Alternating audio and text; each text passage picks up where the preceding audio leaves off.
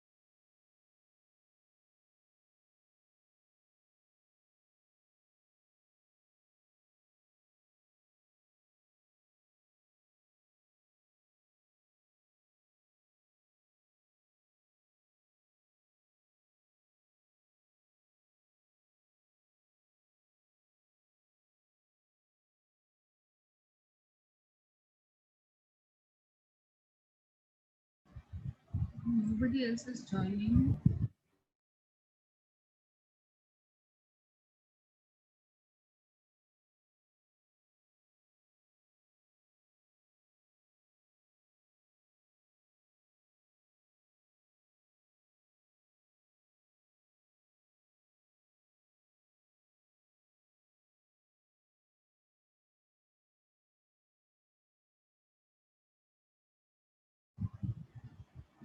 I think I should start now.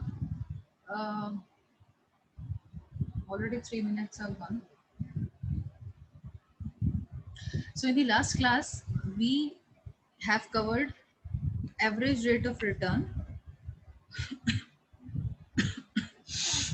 दो projects हमने discuss किए थे, project A, project B, and then we decided that okay, conclusion was that project B जो था उसका higher rate of return था than that of project A. एक और इलिस्ट्रेशन है जिसमें कि इसमें ARR में दो फॉर्मूले हैं बिकॉज इस पर्टिकुलर जो फर्स्ट फॉर्मूला हम कवर कर चुके हैं इसमें हमने स्क्रैप वैल्यू नहीं लिया था. It was just that total return divided by total expected life was average income and average investment cost से divide करके हमें परसेंटेज मिल रहा था, लेकिन हमने इसमें स्क्रैप वैल्यू कहीं कंसिडर नहीं किया था. तो अब जो हम इलिस्ट्रेशन लेने वाले हैं हमने इसमें स्क्रैप वैल्यू भी ले ली है दोनों प्रोजेक्ट्स की अलग अलग. एवरेज रेट ऑफ रिटर्न हम डिस्कस कर रहे थे कैपिटल बजटिंग का, which is also part of traditional approach और द ट्रेडिशनल मेथड. इसमें हमारा जो ये इलिस्ट्रेशन है या प्रॉब्लम है, इसमें आप इस तरीके से एग्जांपल ले सकते हैं. इसका दो प्रोजेक्ट्स दिखा सकते हैं, प्रोजेक्ट ए, प्रोजेक्ट बी या project ABC, XYZ, whatever you want name.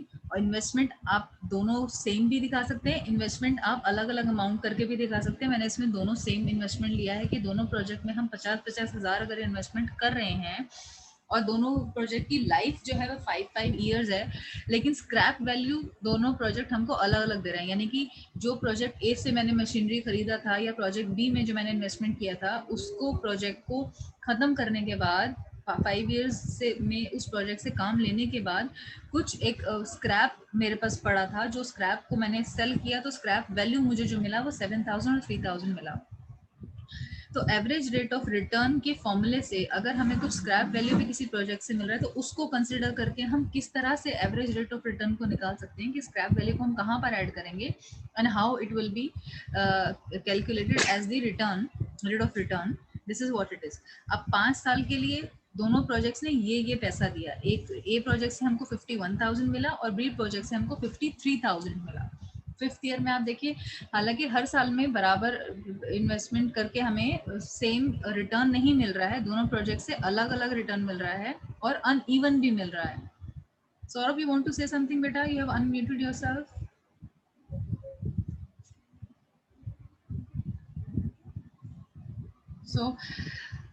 So project A is giving us after 5 years, जो इसका लाइफ था, प्रोजेक्ट ने हमको, ए ने 51,000 दिया, बी ने हमको 53,000 अर्न करके दिया और एट द एंड हमने उसको प्रोजेक्ट को जो बेच दिया, मशीनरी था वटेवर था, इस प्रोजेक्ट से हमको 7,000 रुपये मिल गया, यहाँ पर हमको 3,000 मिल गया. यानी कि 51 + 7 हो गया, इधर 53 + 3 हो गया. अब हम अगर, ठीक है, अगर हम इसको इस तरीके से देख रहे हैं तो स्क्रैप वैल्यू हमारा बेसिकली 51,000 प्लस 7,000 और यहाँ पर 53,000 प्लस 3,000, यानी कि हम उन दोनों को ऐड कर लेंगे तो टोटल रिटर्न जो हमारा हुआ ए से जो मिला हमको वो 58,000 हुआ और बी से जो मिला हमको 56,000 हुआ। सो प्रॉफिट जो हमें हुआ वो ज्यादा प्रोजेक्ट ए में हुआ। स्क्रैप वैल्यू अगर हमें कुछ मिल रहा है तो ये एक बेनिफिट है इस पर्टिकुलर मेथड का, जो पीबीपी में हमने कंसिडर नहीं किया था। हम स्क्रैप वैल्यू को कंसिडर नहीं कर रहे थे उसमें। अगर कुछ आता भी है तो उस प्रॉफिट को हम कैलकुलेट कहीं कर ही नहीं रहे थे, लेकिन एक्चुअल में हमें करना चाहिए, क्योंकि अगर हम किसी प्रोजेक्ट को, इस प्रोजेक्ट को बेसिकली अगर हम स्क्रैप वैल्यू को ना देखें तो हमें प्रोजेक्ट बी प्रॉफिटेबल दिख रहा है। सिर्फ अगर हम अर्निंग्स को देखें हमें क्लियरली दिख रहा है कि अच्छा 5 साल के अंदर हमको 53,000 रुपया बी कर देगा और 51,000 हमको प्रोजेक्ट ए करके देगा, तो हम प्रोजेक्ट बी को चूज कर लेते अगर हम स्क्रैप वैल्यू ना देखते। लेकिन अगर हम स्क्रैप वैल्यू भी कंसिडर करें तो हमें प्रोजेक्ट ए ज़्यादा बेनिफिशियल लग रहा है। अब हमारा वो डिसीजन गलत हो जाता अगर हम सिर्फ इसमें टोटल इनकम देखते कि कितना जनरेट किया है दोनों प्रोजेक्ट्स ने, तो हम 53 को ब्लाइंडली ले लेते कि ठीक है 53 हमें ज़्यादा अर्न करके दे रहा है 2,000 रुपया, तो project B we should go with. But scrap value has changed the picture and it has shown that project A is beneficial than that of project B. Okay? Advantages disadvantages क्या है ARR method की? Simple to calculate है ये भी, क्योंकि इसमें भी इस तरीके से एक फॉर्मूला है, बस हमें एवरेज निकालना होता है। Average income after tax and depreciation, average investment, और इसको 100 से मल्टीप्लाई करेंगे तो वो परसेंटेज में हमको दे देगा। तो इजी टू कैलकुलेट हो गया, इजी टू अंडरस्टैंड हो गया। Based on accounting information readily available. Accounting information पे बेस्ड है, क्यों? क्योंकि आपको कुछ भी कैलकुलेट करने से के लिए रिटर्न, रेट ऑफ रिटर्न जो है, एवरेज रेट ऑफ रिटर्न को कैलकुलेट करने के लिए ये फिगर जरूर चाहिए होंगे। जो प्रोजेक्ट ए प्रोजेक्ट भी हमको हर साल का दे रहा है 12,000, 10,000, 6,000 जो भी दे रहा है, ये अभी क्योंकि हम एग्जाम्पल ले रहे हैं तो हम कुछ भी फिगर्स ले सकते हैं, बट जब हम इसको एक्चुअल में इम्प्लीमेंट करेंगे बिजनेस में आके, तो हमें उस प्रोजेक्ट से एक्चुअली में कितना बेनिफिट हो रहा है, रिटर्न्स एनुअली मिल रहे हैं, वो हमें पता होना चाहिए। तो वो किसके ऊपर बेस होएगा? Accounting information. वो हमें मिलेगा कहाँ से? अकाउंट्स से मिलेगा। मे बी टेली में डेटा सेव होगा, या जो भी हमारे पास अकाउंटिंग डिपार्टमेंट, फाइनेंस डिपार्टमेंट है, उसके अकाउंट्स में जो सेव्ड है कि प्रॉफिट इस प्रोजेक्ट से हमने कितना फैक्टर किया है अपने अकाउंट्स में, वहां से हमको ये इन्फॉर्मेशन मिलेगी। इसीलिए it is based on accounting information which is available with us already in our accounts. तो हम हर साल का अपना एक रिकॉर्ड मेंटेन कंपनी करती ही है, साथ अकाउंट्स मेंटेन कर रही है कि कहाँ से कितना पैसा आया, कितना पैसा गया। So this particular method is based on the accounting information readily available. So readily available ये हम अज्यूम कर रहे हैं हमारे पास होगी ही, क्योंकि हम हर साल अगर बैलेंस शीट क्लोज करके फैक्टर कर रहे हैं उसको और सबमिट कर रहे हैं जो भी है डिपार्टमेंट, गवर्नमेंट ऑफ इंडिया को, तो उसका मतलब हमने जो एक्चुअल प्रॉफिट्स हैं जहाँ से जो भी रेज हुआ किसी पर्टिकुलर फाइनेंशियल ईयर में, वो हमने कैलकुलेट ऑलरेडी कर लिया है और आगे अपना रिकॉर्ड मेंटेन करके सबमिट भी आगे कर दिया, और हमारे पास तो ऑब्वियसली वो अवेलेबल है ही। It gives importance to profitability. जो पीबीपी मेथड जो मैं पहले पढ़ा था, payback method, payback period method, वो हमको प्रॉफिटेबिलिटी हम उसमें नहीं देख रहे थे, सिर्फ हम पीरियड कैलकुलेट कर रहे थे और उसके बाद अगर कुछ रिटर्न आ रहा था तो हम उसको कुछ भी नहीं कंसिडर कर रहे थे अदर प्रॉफिट्स को। लेकिन in ARR it gives the importance to profitability, क्योंकि हम इसमें जितने भी साल की लाइफ है प्रोजेक्ट की, वो total number of years consider करते हैं। उन टोटल नंबर ऑफ ईयर्स में कितना रिटर्न आया, टोटल सारा प्रॉफिट हम कैलकुलेट करते हैं, तब हम इस फॉर्मूले में हम वैल्यू पुट करके हम रिटर्न निकाल रहे हैं। So it gives the importance to profitability. This area is also based on accounting profit. Accounting profit का मतलब हो गया जो भी हमने प्रॉफिट अकाउंट्स में दिखाया और जो एक्चुअल में रियल है वो चीज हम इसको उस पर बेस करता है ये। It also consider all the cash flows of the project. अगर कैश फ्लोज का मतलब इनफ्लो, कुछ भी कैश आ रहा है किसी भी प्रोजेक्ट से, उस प्रोजेक्ट के सारे कैश इनफ्लोज को कंसिडर करता है, यानी कि जहां से भी जितना प्रॉफिट हुआ वो तो कंसिडर कर ही रहा है। उसके बाद एंड में डिस्पोज ऑफ करने के लिए भी अगर हमें कुछ पैसा उससे भी मिल रहा है, स्क्रैप वैल्यू भी मिल रहा है, सलवाज वैल्यू भी मिल रहा है, अब हम इसमें उसको भी कंसिडर कर रहे हैं। तो ये हमारे पास ये सारे कैश इनफ्लोज को कंसिडर करता है प्रोजेक्ट के। ये भी इसका बहुत बड़ा एडवांटेज है, that we are not leaving anything which is coming as inflow in the form of cash through any project. It considers everything.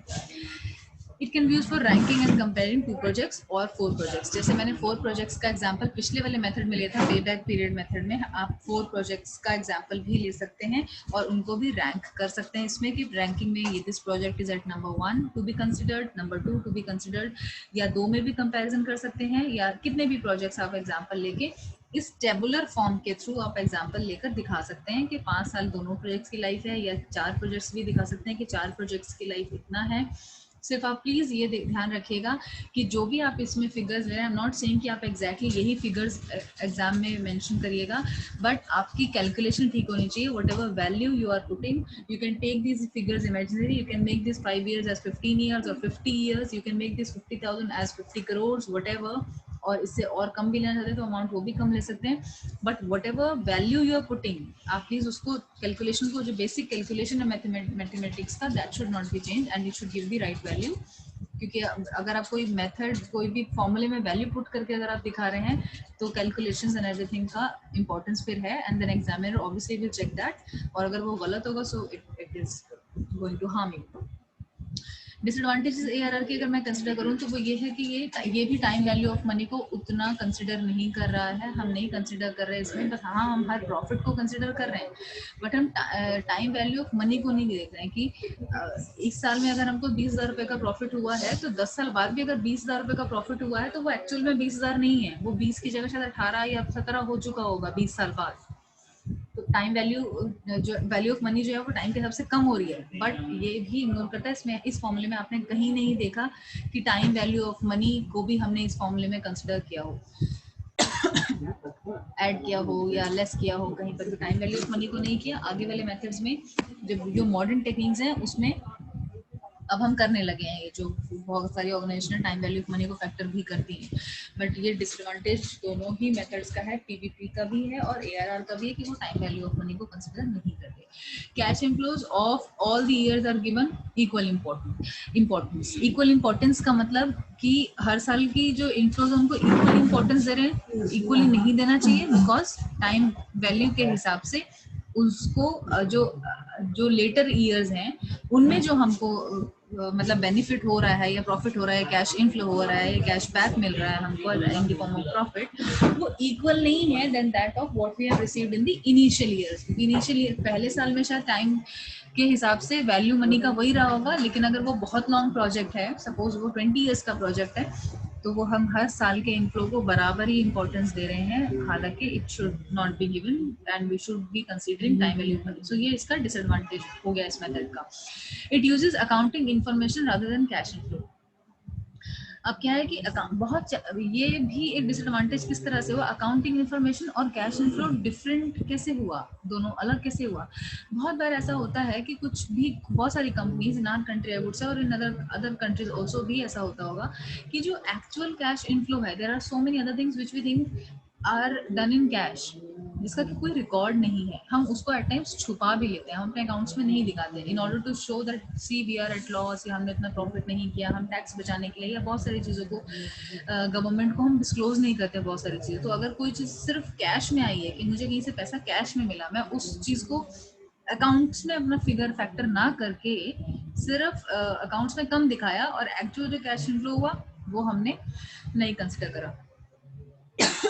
So these are two things. There are companies which are doing this. आज भी practically there are so many companies in the country, तभी इस government का ये आया था नया factor कि हम डिजिटल होते हैं, वी शुड गो डिजिटाइज हर चीज़ हम डिजिटल करेंगे, so that everything should be on record, और ये सारी चीज़ें जो कैश ट्रांजेक्शन होती हैं ये हम बचा पाए। फॉर एग्जाम्पल हम अगर कहीं से कुछ इनकम अर्न कर रहे हैं, suppose you as a person are earning 10 lakhs a year in the form of salary, वो आपके बैंक में आ रही है सब कुछ, तो आप उसको नहीं छुपा सकते। लेकिन अगर आप पार्ट टाइम कुछ और काम करने लगते हैं और उससे आपको कैश में इनकम होती है, तो वो कैश ट्रांजैक्शन आप नहीं दिखाओगे अपनी इनकम में, क्योंकि आपको उसमें फिर और टैक्स भरना पड़ जाएगा। तो कैश इनफ्लो जो होता है एक्चुअल में वो हमारे हाथ में है कि हम दिखा सकते हैं, क्योंकि उसका कहीं पर रिकॉर्ड नहीं है। जिसने आपको दिया उसके पास भी कोई रिकॉर्ड नहीं है, सिर्फ ये रिकॉर्ड है कि हाँ वो बोल सकते हैं मैंने दिया, या आप बोल सकते हो मैंने लिया, बट अदरवाइज अगर आप उसको डॉक्यूमेंट नहीं कर रहे हो या कोई transaction as an recorded bank में नहीं हुआ, तो इट कैन बी डिफरेंट, और वो नहीं भी आप दिखाओगे, फिर मे बी आप 10 लाख ही दिखाओ बट आपकी 11 लाख अगर इनकम हो तो आपने 1 लाख रुपए पे एटलीस्ट टैक्स तो बचा लिया उस ईयर में। So same happens with the organisations also कि वो सारी कैश इनफ्लोज को नहीं फैक्टर करते और अकाउंटिंग जो इन्फॉर्मेशन है that is different then that of what the actual cash inflows. तो इसका पर्टिकुलरली ये डिसएडवांटेज है कि हम जो अकाउंट्स में हमारे पास इन्फॉर्मेशन है हम वही डेटा लेंगे, हम कैश पर नहीं जाएंगे। This method is not suitable for comparing project with different duration of life. अब इसका एक सबसे बड़ा प्रोजेक्ट का प्रॉब्लम क्या है, जैसे हमने यहाँ पे कंपैरिजन किया था दो प्रोजेक्ट का, ए और बी का। अगर मैं दोबारा स्लाइड पे आऊँ तो हम अगर एक प्रोजेक्ट 5 साल का है, दूसरा भी 5 साल का ही लिया है हमने, 15 साल का नहीं लिया, नहीं कैलकुलेट कर पाए होंगे हम 15 साल का। सो एक इसका डिसएडवांटेज भी है कि ड्यूरेशन अगर दो प्रोजेक्ट्स का डिफरेंट है तो हम उसमें कंपैरिजन करना हमारे लिए थोड़ा डिफिकल्ट हो जाएगा। सेम ड्यूरेशन जिन प्रोजेक्ट्स का हम उनमें कंपैरिजन कर सकते हैं। This has become the disadvantage of this. You got it? सब कुछ समझ आ रहा है अभी आपको? मॉडर्न टेक्निक्स अब आ गई हैं हमारे पास। There were two methods which we covered in traditional techniques. Now in the modern techniques of capital budgeting और the modern methods we have got three techniques or three methods. NPV, which is net present value method. PI is profitability index method. Internal rate of return, that is IRR. किस तरह से क्या हम calculate कर रहे हैं? Give me a minute.